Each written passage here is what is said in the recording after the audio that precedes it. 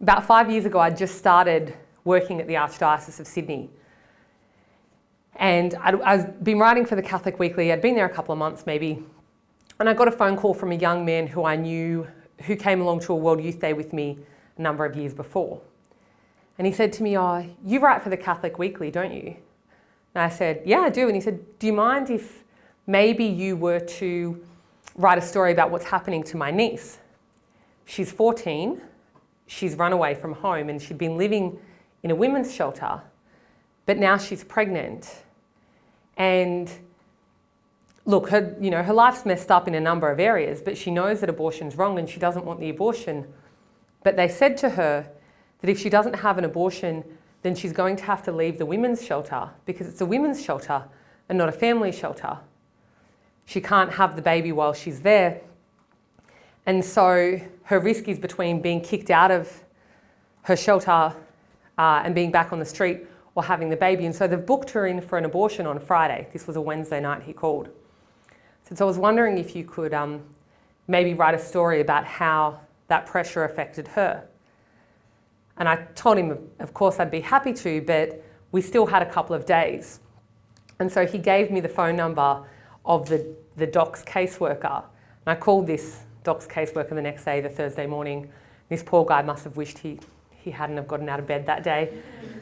And so I called him and I said, "Look, I'm a friend of the family. I have absolutely no authority from this girl to be speaking with you or to be acting on her behalf. I'm also a lawyer.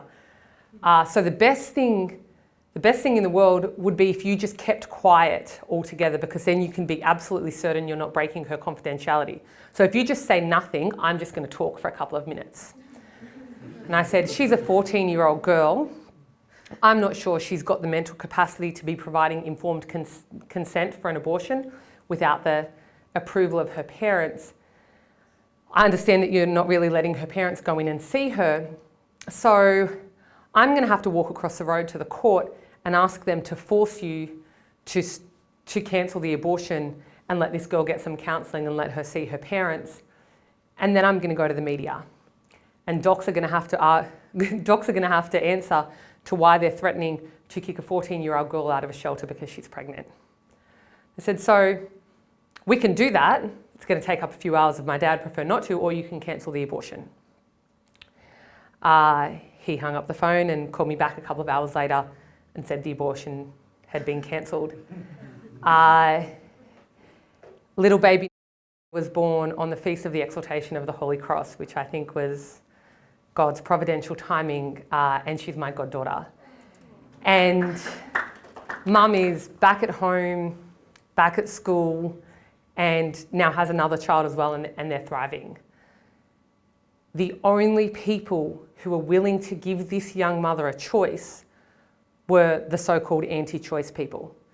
People who describe themselves as pro-choice often don't give a crap about giving women choices. They absolutely don't. They want to give them one choice and one choice alone.